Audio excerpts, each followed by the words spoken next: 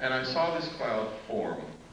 There was nothing there. There was no cloud in the sky anywhere, and all of a sudden, bam, a saucer-shaped cloud right in front of my eyes. I stopped and took the next picture, next, and it disappeared as equally, as quickly as it had formed.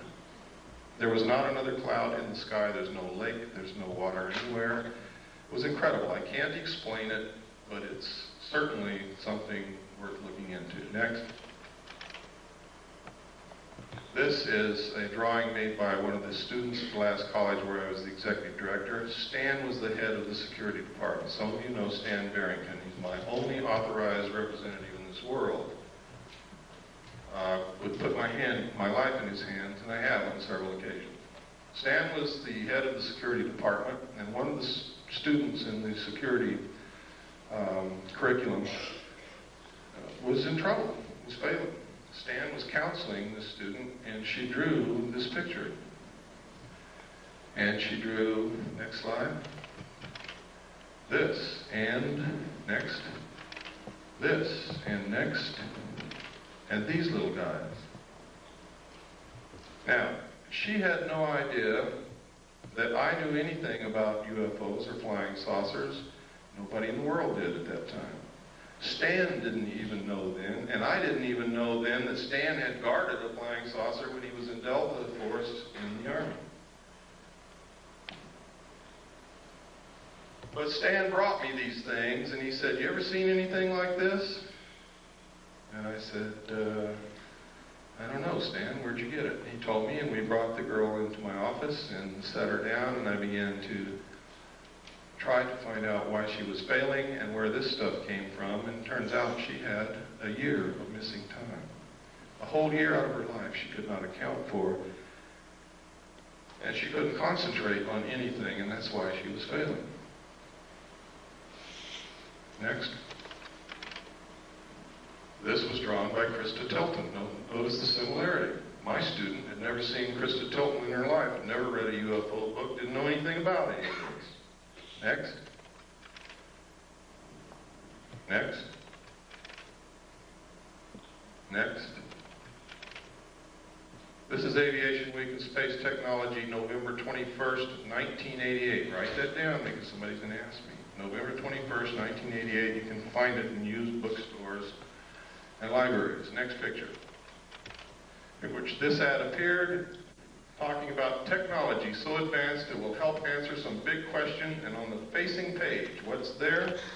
This picture. On the side of the neck, there's hair growing.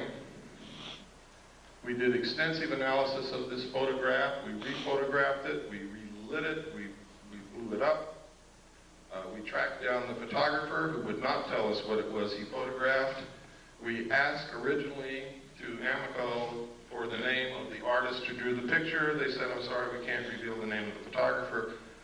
We found the photographer. He would not tell us what he photographed, but he sent us an 8x10 copy from the original negative, and then we began to work on that as well as with the ones we had photographed out of the magazine. And this is what Amoco told us. They told us several different things. First, they told us that it was a 9-foot-tall bronze statue. Second, they told us it was a 12-foot-tall bronze statue. And third, they told us it was a 9-inch clay statue. When we pressed for more information and became literally obnoxious on the phone, not accepting what they were telling us and wanting to see the original artwork, they refused and hung up on us. So, whereas I cannot say definitely that this is a live alien, I can tell you one thing: it is not a bronze statue. I can also tell you it's not a clay statue. And hair don't grow on the necks of statues. Next. You can see the moisture in the eye and the incredibly small detail in the texture of the skin and whatever this is, and in the eye. Look at the lip. You ever kissed anything like that before? I know a guy that did in the back seat of a Chevy. Next.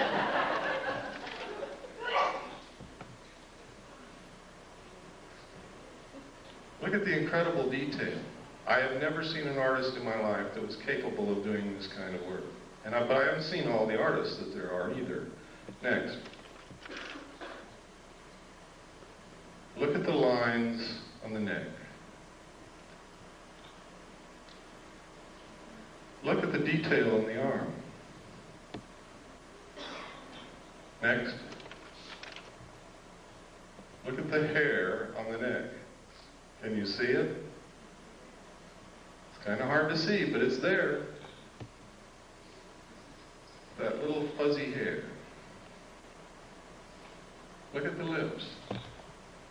Look at the throat, the detail, the wrinkles. Next.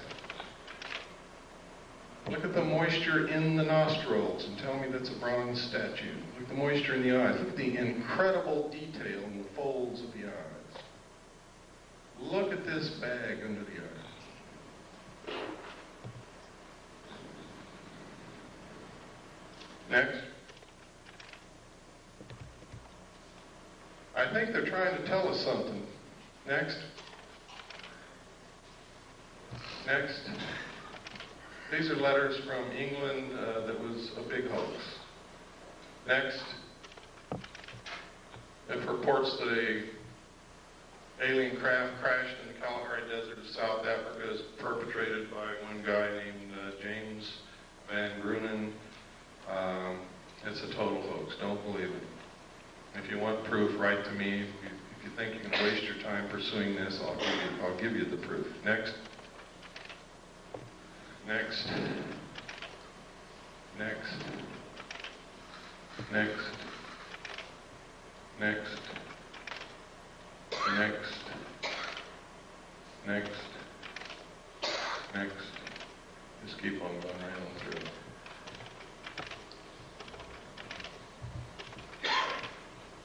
Okay, next. Oh, this is significant. 1917, the Imperial Japanese Mission, record of the reception throughout the United States, the special mission headed by Viscount Ishii. John Dewey, professor of philosophy at Columbia University, he's the one who built our education system that is not teaching our kids anything.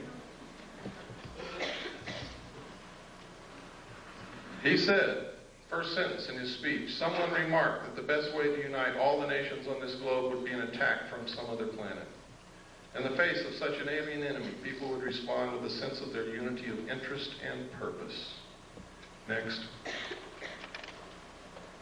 Knowing who John Dewey was, and knowing what he's done to our educational system, and knowing that this was written and planned a long time ago, this is probably going on. Next. This is from the report from Iron Mountain. Credibility, in fact, lies at the heart of the problem of developing a political substitute for war. This is where the space race proposals, in many ways so well suited as economic substitutes for war, fall short.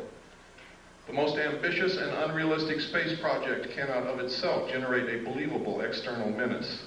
It has been hotly argued that such a menace would offer the last best hope of peace, etc., by uniting mankind against the danger of destruction by creatures from other planets or from outer space.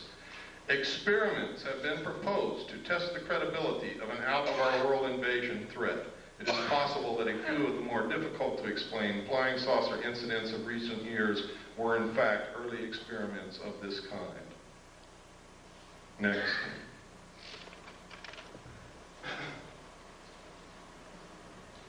By guys like this.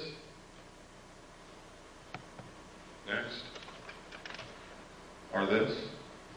Anybody know who this is? It's John Lilly, one of the fathers of the CIA mind control methods. Next. Is this what's going on?